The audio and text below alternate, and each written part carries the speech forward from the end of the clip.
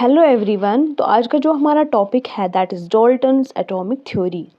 John Dalton उसने एक simple theory दी थी किसकी, मैटर की। कुछ पोस्टुलेट्स दिए थे इस थ्योरी के।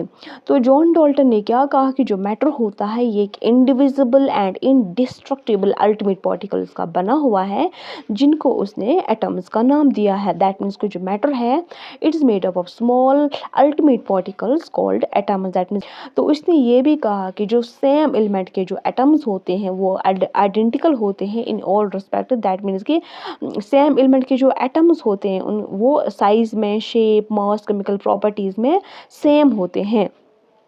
और उसने ये भी कहा कि जो डिफरेंट एलिमेंट्स के जो एटम्स होते हैं वो डिफरेंट होते हैं in all respect. That means कि उनकी जो प्रॉपर्टीज होती है उनकी डिफरेंट मासेस होती है। तो डाल्टन ने ये भी कहा कि जो एटम होता है ये स्मॉलेस्ट यूनिट होता है जो पार्टिसिपेट करता है जो केमिकल रिएक्शन में। दैट मीन्स कि केमिकल रिएक्शन जब होती है तो उसमें सिर्फ एटम ही पार्टिसिपेट करता है। इसने ये भी कहा जो दो या दो से ज़्यादा एलिमेंट्स जब मिलते हैं उनके जो एटम्स मिलते हैं तो वो एक हमें फिक्स्ड रेशो में कंबाइन होते हैं, एक सिंपल रेशो में कंबाइन होते हैं जो कंपाउंड एटम और कंपाउंड मॉलिक्यूल्स बना देते हैं। तो जॉन डाल्टन ने ये भी कहा कि जो एटम्स होते हैं ड्यूरिंग द एनी फिजिकल और केमिकल चेंज, ना ही हम एटम्स को क्रिएट कर सकते हैं और ना ही हम एटम्स को डिस्ट्रॉय कर सकते हैं ड्यूरिंग एनी फिजिकल और केमिकल चेंज। दैट मीन्स कि अगर केमिकल रिएक्शन होती है तो वहाँ पे जो एटम्स होते हैं ना ही वो क्रिएट होते हैं और ना ही वो डिस्ट्रॉय होते हैं। तो फिर केमिकल रिएक्शंस होती कैसे है? उसने कहा जो केमिकल रिएक्शंस हैं उनमें इन्वॉल्व होती है कॉम्बिनेशंस। दैट मीन्स कि एटम कंबाइन होते हैं, एटम्स सेपरेट होते हैं एक दूसरे के साथ, या एटम्स की अरेंजमेंट हो जाती है केमिकल रिएक्शन में। कुछ पोस्टुलेट्स थे डाल्टन एटॉमिक थ्योरी के। तो इसके कुछ लिमिटेशंस भी है डाल्टन एटॉमिक थ्योरी के। इसने अच्छे से एक्सप्लेन किया कि इनको लॉज ऑफ केमिकल कॉम्बिनेशंस को, जो पहले वाले 4 लॉज ऑफ केमिकल कॉम्बिनेशंस थे उसको अच्छे से एक्सप्लेन किया।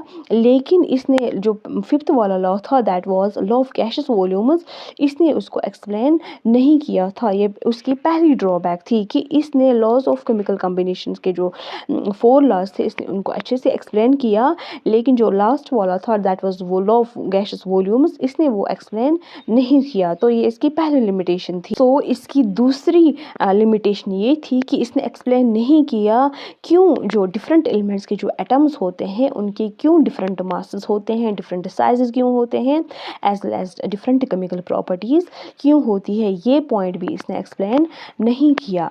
इसने ये भी एक्सप्लेन नहीं किया कि क्यों और कैसे जो एटम्स होते हैं डिफरेंट एलिमेंट्स के वो कैसे और क्यों कंबाइन होते हैं एक दूसरे के साथ टू फॉर्म कंपाउंड एटम्स और मॉलिक्यूल्स बनाने के लिए। इसने ये वाला पॉइंट भी एक्सप्लेन नहीं किया। उसने ये भी एक्सप्लेन नहीं किया है कि कौन सा बाइंडिंग फोर्स होता है बिटवीन द एटम्स जो एटम्स को इकट्ठे रखता है, एटम्स को टुगेदर करता है एक मॉलिक्यूल में, उनमें कौन सा नेचर ऑफ फोर्सेस है इसने वो भी एक्सप्लेन नहीं किया।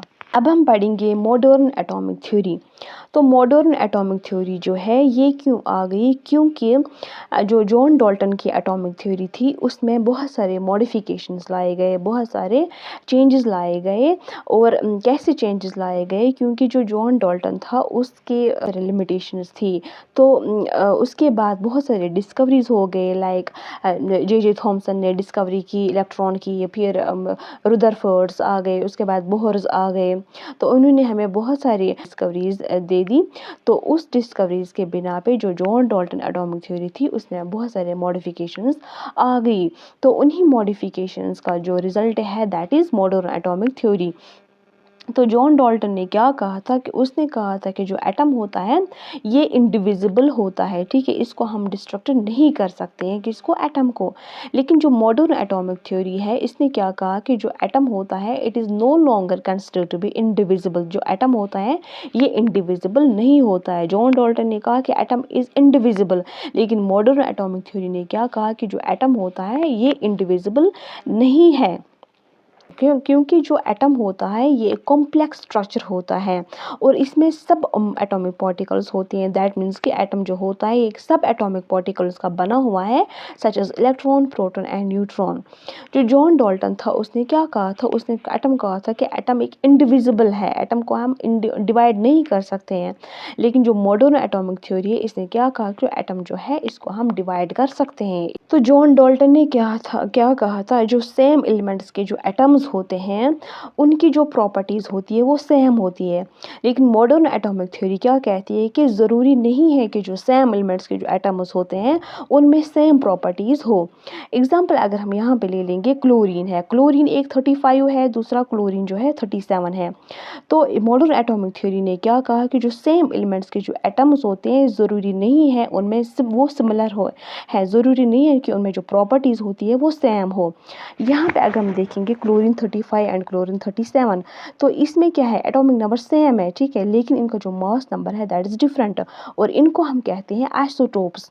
वो एटम्स जिनके सेम एटॉमिक नंबर हो बट इनका जो मास नंबर हो दैट इज़ डिफरेंट। तो जॉन डाल्टन ने क्या कहा था, उसने कहा था जो एटम्स होते हैं डिफरेंट एलिमेंट्स के उनके डिफरेंट प्रॉपर्टीज़ होते हैं। लेकिन मॉडर्न एटॉमिक थ्योरी ने क्या कहा कि जो एटम्स होते हैं डिफरेंट एलिमेंट्स के उनका प्रॉपर्टीज़ उनके सिमिलर हो सकते हैं। दैट मीन्स कि जो एटम्स होते हैं डिफरेंट एलिमेंट्स के उनके जो प्रॉपर्टीज़ होंगे, वन और मोर प्रॉपर्टीज़, वो सिमिलर भी हो सकते हैं। जैसे हमने एग्जांपल यहाँ पे दे दी atomic mass of calcium and argon. जो कैल्शियम एंड ऑर्गन है इनका जो एटॉमिक मास है दैट इज़ 40। ये डिफरेंट एलिमेंट्स के एटम्स हैं। तो जॉन डाल्टन ने क्या कहा था, जो डिफरेंट एलिमेंट्स के एटम्स होते हैं उनमें डिफरेंट प्रॉपर्टीज़ होती है। लेकिन मॉडर्न एटॉमिक थ्योरी ने क्या कहा कि जो एटम्स होते हैं डिफरेंट एलिमेंट्स के एक या एक से ज़्यादा प्रॉपर्टीज़ उनमें सिमिलर भी हो सकती हैं। जैसे कि कैल्शियम ये एक डिफरेंट एलिमेंट है, आर्गन ये भी एक डिफरेंट एलिमेंट है, लेकिन इनका जो एटॉमिक मास है वो सेम है। दैट मीन्स कि जो एटम्स होते हैं डिफरेंट एलिमेंट्स की ज़रूरी नहीं है उनमें अलग अलग प्रॉपर्टीज़ हो, ये भी हो सकता है उनमें सिमिलर प्रॉपर्टीज़ भी हो सकती है। मॉडर्न एटॉमिक थ्योरी ने क्या कहा कि जो एटम होता है यही स्मॉलेस्ट यूनिट है जो टेक पार्ट करता है, जो पार्टिसिपेट करता है केमिकल रिएक्शन में। हालांकि जो एटम्स होते हैं इनमें सब एटॉमिक पार्टिकल्स होते हैं like electrons, protons and neutrons होते हैं, लेकिन अगर हम केमिकल रिएक्शन की बात करेंगे उसमें एटम ही है जो पार्टिसिपेट करता है केमिकल रिएक्शन में। जॉन डाल्टन ने क्या कहा था, डिफरेंट एटम्स होते हैं वो कंबाइन होते हैं एक फिक्स्ड रेशो में, एक सिंपल रेशो में। लेकिन यहाँ पे जो मॉडर्न एटॉमिक थ्योरी है इसने क्या कहा कि जो डिफरेंट एटम्स जब कंबाइन होते हैं एक फिक्स्ड रेशो में, लेकिन ज़रूरी नहीं है कि वो फिक्स्ड रेशो जो है वो एक हमेशा सिंपल हो। जॉन डाल्टन ने कहा कि वो एक सिंपल रेशो में मिल जाते हैं, लेकिन मॉडर्न एटॉमिक थ्योरी ने क्या कहा कि ज़रूरी नहीं है जो एटम्स एक दूसरे के साथ मिल जाते हैं एक फिक्स्ड रेशो में, ज़रूरी नहीं है वो फिक्स्ड रेशो हमेशा सिंपल ही हो। अगर हम यहाँ पे एग्जांपल देखेंगे, कोई यहाँ पे एग्जांपल है C12H22O11 शुगर मॉलिक्यूल है।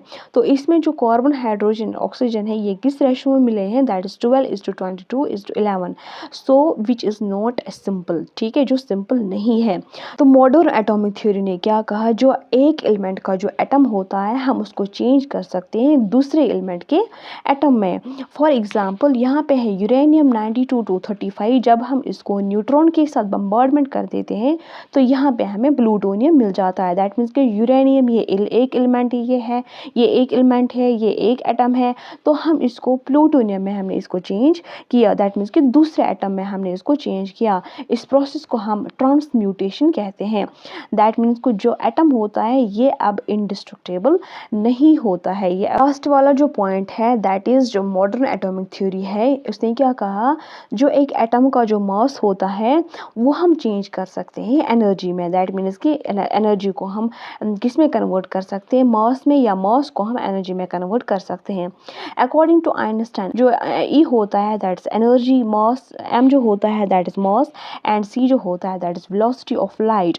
सो मास और एनर्जी जो होते हैं ये एक दूसरे में इंटर कन्वर्ट हो सकते हैं। दैट मीन्स कि एनर्जी मास में चेंज हो सकती है और मास एनर्जी में चेंज हो सकता है ड्यूरिंग केमिकल रिएक्शन। लेकिन केमिकल रिएक्शन के दौरान जो एटम्स होते हैं वो अनचेंज्ड रहते हैं, वो उनमें कोई चेंज नहीं आती है, एटम्स अनचेंज्ड रहते हैं।